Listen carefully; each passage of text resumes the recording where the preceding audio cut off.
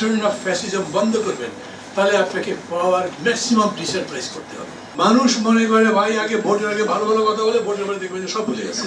দেশের জনগণের জীবন সুখকর করতে, গণতান্ত্রিক পরিবেশ করতে আপনাকে দেখতে হবে প্রথম জিনিস যেটা ইম্পর্টেন্ট, সবচেয়ে ইম্পর্টেন্ট, সেটা হচ্ছে যে গণতন্ত্র নিশ্চিত হয় কিভাবে, আবার যাতে স্বৈরতন্ত্র না ফেলে তার ব্যবস্থা কি, তার জন্য আপনার কনস্টিটিউশনের দিকে তাকাতে হবে। এটা সবাই বলেছেন, কনস্টিটিউশনের সেই সমস্ত চেঞ্জ লাগবে যেটাতে গণতন্ত্র সুখদ হয়। প্রাইম মিনিস্টারের এরকম একটা বেশি ক্ষমতা, আকবর আলী খান জীবিত থাকতে বলতেন আমাদের দেশের প্রাইম মিনিস্টার হচ্ছেন জার কিংবা মুঘল এম্পায়ারের মতো শক্তিশালী, টাচই করা যায় না, কোনো জবাব দিই না, সরকারের কোনো জবাব দিয়ে নেই কারো কাছে, ওইটা অ্যামেন্ড করতে হবে। কেউ কেউ অবশ্য বলবেন যে সংবিধানে হাত দেওয়া কি সরকারের উচিত হবে, এটা ঠিক করেন। আপনি যদি মনে করেন যে রিটার্ন অফ ফ্যাসিজম বন্ধ করবেন, তাহলে আপনাকে পাওয়ার ম্যাক্সিমাম ডিসেন্ট্রালাইজ করতে হবে। পাওয়ার যদি কনসেন্ট্রেটেড থাকে কোনো জায়গাতে, তাহলে তো ওইটাই তো ফ্যাসিবাদের ভিত্তি হয়।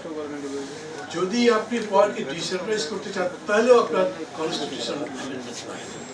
আপনি যদি মনে করেন, যদি আমি দেখছি বিশেষ করে বিএনপির কথা বলি, প্রথম দিকে তাদের টোনে আমার মনে হয়েছিল তারা মনে করছেন কিছুই এখন করা যাবে না, শুধু ভোট করবার জন্য যা যা লাগে সেটা করে, বাকি যেগুলো সেটা ভোট হবার পরে, যেটা 31 দফার প্রিয়াম্বলের মধ্যে আছে, ভোট হবার পরে যে সংসদ হবে তারা 6 মাসের মধ্যে বাকি সংস্কারগুলো করবে।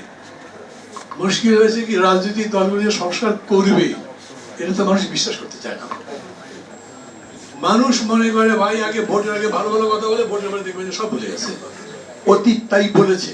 ঢালাইয়ে দৃঢ়তা, নির্মাণে নিশ্চয়তা, প্রিমিয়ার সিমেন্ট, ঢালাইয়ের রাজা।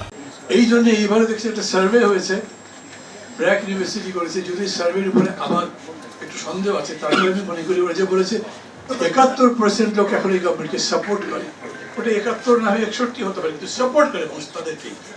এই যে পুরো আন্দোলনটা হয়ে গেল, চিন্তা করেন 15 বছর ধরে রাজনৈতিক দলগুলো তো আন্দোলন করেছে, কিন্তু যখন বিজয় হলো তখন দেখা গেল সমস্ত রাজনৈতিক দলগুলো সাইড লাইনে আছে। বাংলাদেশ একটা ইউনিক দেশ, এই দেশে সরকারের বিরুদ্ধে আন্দোলন হয়েছে, সরকারের পরাজয় হয়েছে, বিরোধী দলের নেতা পলায়ন করেছে। আবার এইখানে হচ্ছে যে এত বড় আন্দোলনের পরে দেখা যাচ্ছে যে সরকার চলে গেছে, কিন্তু মূল দল সব রাজনৈতিক দলগুলো সাইড লাইনে আছে।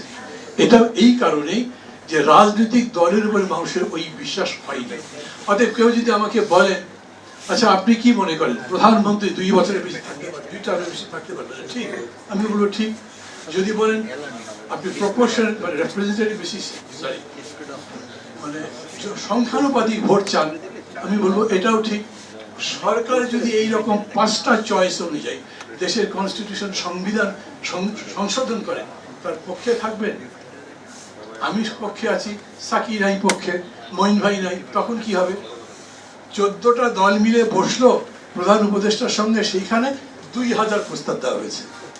আচ্ছা 2000 প্রস্তাবের এখন সংশ্লেষণ কিরকম করে হবে, এটা সাম আপ করবেন কিভাবে, কোন জিনিসগুলো গ্রহণ করা হবে, সমালোচনা যাই করি এই এই অন্তর্বর্তী সরকারের, এই অন্তর্বর্তী সরকারই এখন ড্রাইভিং সিটে আছে, এবং আপনি মানেন বা না মানেন শেষ সিদ্ধান্তটা তারাই দেবে।